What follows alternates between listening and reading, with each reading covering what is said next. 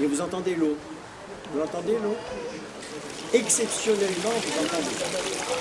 Dans 2 heures, vous n'entendrez plus.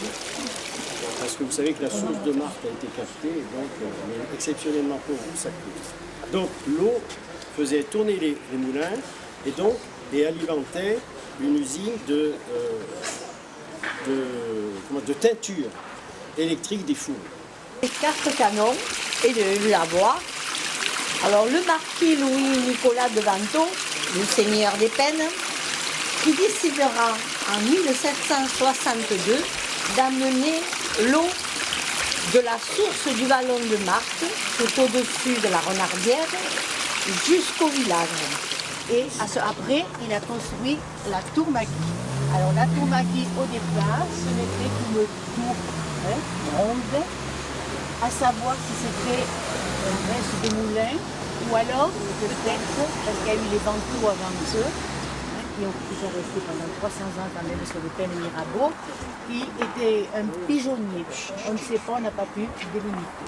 De toute façon, lui, à partir de cette tour qu'il a conservée, il a voulu en faire un petit château et il a ajouté de chaque côté des tourelles. Merci. Oui, donc, il y avait des remparts, bien sûr, des remparts intérieurs et des remparts extérieurs. Et entre ces 2 remparts, il y avait ce qu'on appelle le chemin de ronde. Des croyances. Donc, si vous levez la tête, vous apercevez donc le plafond qui est en briques rouges. Il faut savoir que ce plafond est d'époque. Donc ici, nous sommes sur la place Saint-Joseph. Saint-Joseph, c'est la seule place du village, de l'époque. Il faut toujours se reporter à l'époque. Alors avant, cette place, elle permettait d'aller dans les prés par tous ces chemins et qui ont été barrés par le cimetière. Voilà. En 1900 et 1904, on a eu une municipalité qui a été très dure envers tout ce qui était religion. Donc ils avaient débaptisé toutes les rues. Les rues du Douro, avant, il n'y avait que des rues maintenant comme ça. Et Saint-Joseph, miracle, il est resté.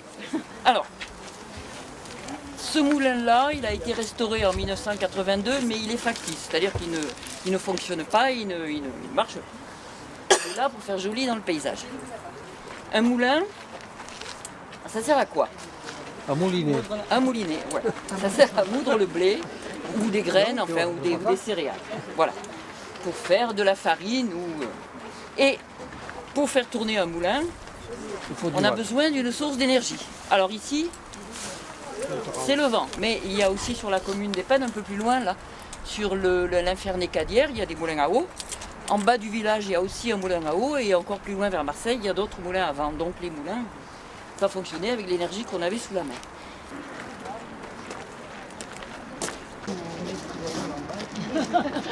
Bienvenue à la chapelle. Je vous présente le chevalier par qui cette chapelle a été construite. Voilà. Alors il s'avère que ce monsieur chevalier a été mandaté par le roi pour porter une missive au sieur des Vantaux au château. Une nuit noire, et voilà notre beau chevalier sur son cheval, et le cheval refuse d'avancer. Au lever du jour, il s'est rendu compte quoi? Parce qu'il fallait voir qu'avant, c'était un précipice de partout. Hein. Nous sommes sur les hauteurs. Et il s'est rendu compte que le cheval, il ne voulait pas avancer parce qu'il y avait un précipice. La famille de Vantaux est arrivée de Gênes en 1552. Ils possédaient des grands domaines en Italie. Et donc, non pas en Italie, excusez-moi, mais en territoire de Gênes, c'était pas l'Italie. Et ils ont donc vendu leur immense propriété à la famille Grimaldi, qui est donc toujours à Monaco. Et ils sont venus s'installer à Marseille. Alors pour l'occasion, je suis quand même l'architecte qui a construit cette église. Alors, il s'appelait Joseph-Henri Huot, c'était le grand architecte de la ville de Marseille, où à l'époque il avait construit la poste Colbert, les abattoirs de Saint-Louis-Bernabo et puis beaucoup d'autres. Alors c'est l'époque aussi des grandes constructions, c'est 1800. Je veux dire, moi je vais vous le signer et puis... Arthur.